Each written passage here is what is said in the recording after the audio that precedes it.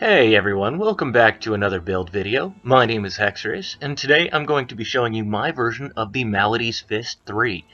But before we begin, as always, this is an endgame build which will require a significant amount of jewel socketing, as well as weapon augmenting.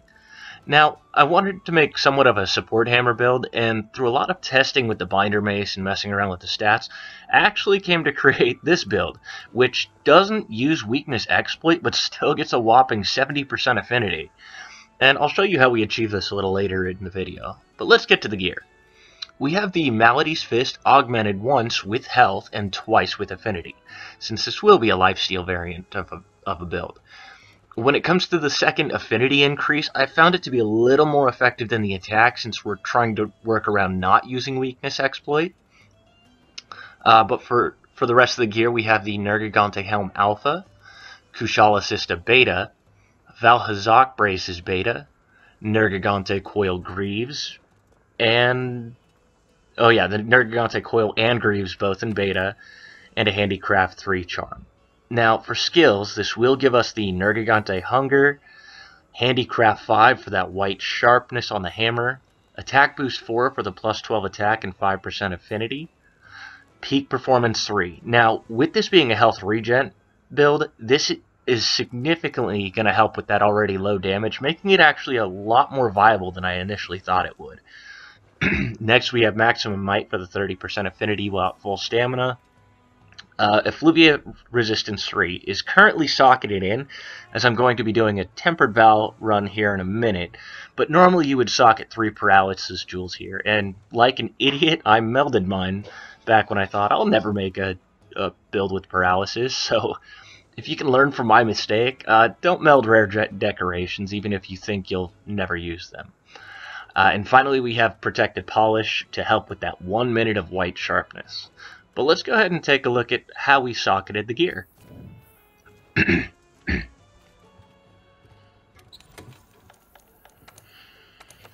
Alright, so we have an attack jewel in the helm, a flawless jewel in the chest and waist to bring that peak performance up to 3 with the Valhazak braces.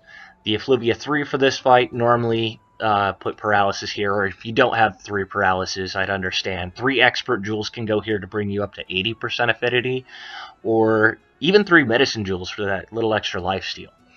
And finally, the Sharp jewel in the Greaves that gives us that 1 minute of protected white sharpness. Now, let's go ahead and test this build against a Tempered Valhazak. Alright, we're going to start in the wrong area. That's okay, he takes a minute to walk out anyways.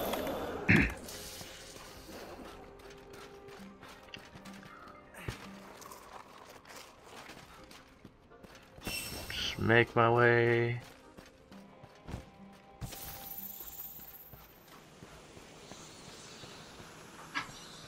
Yeah, I'm not going to be using any armor skin or demon drug drinks for this fight. I'm just going to use the demon powder.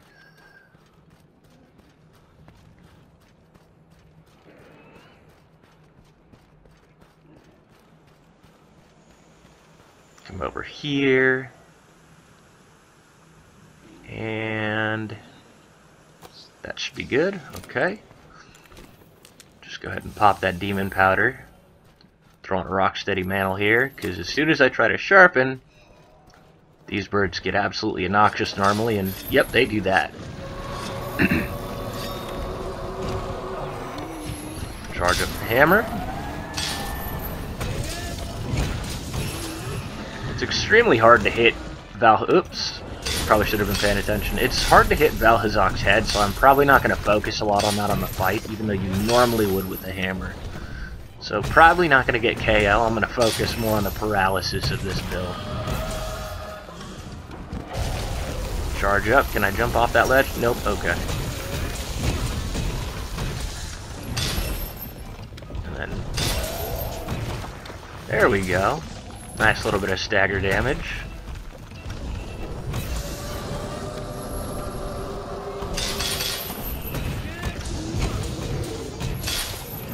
Now you're seeing me do a lot of spinning attacks, mostly because I'm just trying to... whoa, there we go. Paralyzed already. Now Valhazak only has a star 1 paralysis. So if I'm already paralyzing him, you can imagine how effective this build is against anything that's not immune to paralysis. Ooh, break that foot. It's, okay. We're just gonna go into a big bang here. But see, even without the weakness exploit, you're seeing a lot of those stars underneath the numbers. That means that I'm doing crits. So 70%, oop, watch out, 70% affinity is surprisingly extremely effective. I'm going to throw an apothecary mantle on here just so I can stack up some more paralysis. Get that stagger. And the damage isn't terrible, but it's not great. So let's see here. Alright, we're at blue sharpness now. Just go ahead and get some more spin attacks off. Oop, there we go. Second. Oh man. Paralyzed again. I think that's because I put the mantle on too early. I probably should have gone for the second paralyzed, then used the mantle for the third.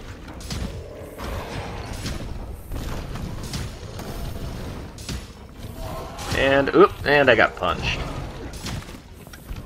Just go ahead and check a potion. Even though this is a lifesteal build, you won't always be at full health. So you could technically swap out the 2 peak performance jewels for 2 crit boost jewels if you... I tested it that way. The damage was about the same, to be honest. Although if you were to use, say, 2 expert jewels, you would, or I'm sorry, 3 expert jewels instead of the effluvia, I'm sure that the 2 crit boost would probably do a little more damage. Technically, you can get crit boost 3 by taking out the sharp jewel. I just like the 1 minute of white sharpness, considering how fast it goes away. Oop! What happened? I accidentally jumped off. Okay.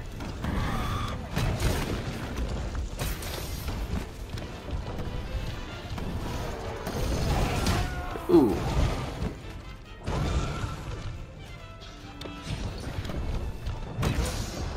Start swinging again. Oh, he's gonna run. Oop! Staggered! Still gonna run. Let me just pick up this tainted flesh here, since this is tempered. Gotta keep up with those investigations.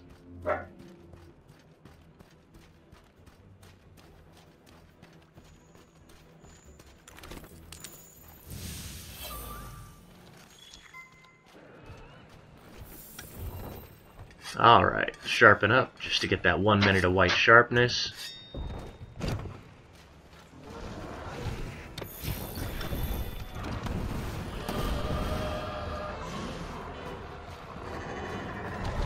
And spin away.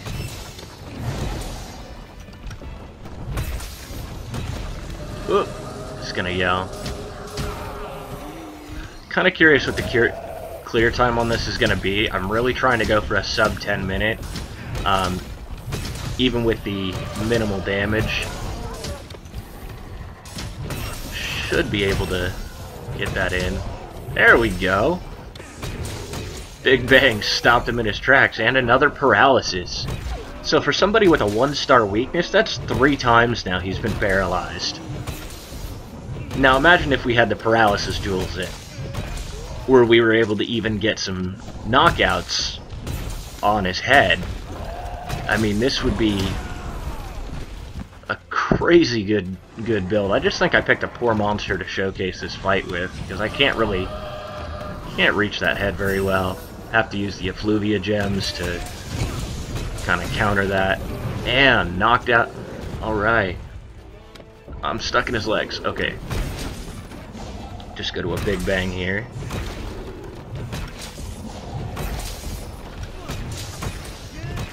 See, I mean, the head's still not broken, so it's not taking optimal damage.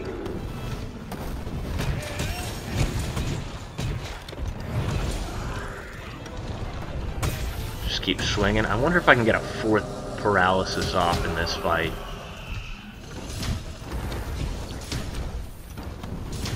He's gotten to the point where he's angry and he's just gonna run everywhere.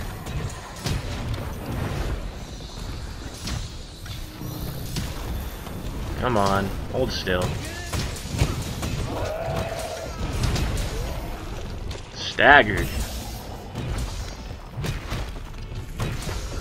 He hasn't used that laser beam attack once. I think that's just because I've been sticking right on him the entire time. Yeah, 68 on an uppercut to his face. Not great damage. Let's flash him. Maybe that'll keep him from running around. Or not. But it will keep him still long enough for me to do that. Oh, shoot. Get out, dive. Wow, that was ridiculously close. Nope, I wanted to charge my hammer, but I guess we'll pick that up too. Just do this then. Oh, wow, he is dead. Okay, what was the time on that? Alright, so 8 minutes and 15 seconds. I mean, even though the damage is really low, we got off 3 paralysis effects without the paralysis jewels. Also, sticking to Val's head is hard, so I didn't really get any KOs, so you can imagine that the KO paralysis combo is actually quite astounding. But that's subset 10 minutes with a rarity 6 hammer without using weakness exploit. So I'm going to call this one a win. With all that being said, I want to thank you all for taking the time to watch my video. If you did enjoy the content, please like and subscribe. Also, if you do use the Insect Glaive, Dual Blades, or Longsword, I do have videos surrounding those builds for some of those weapons as well. If you do have any questions, feel free to leave them in the comments below. And as always, happy hunting!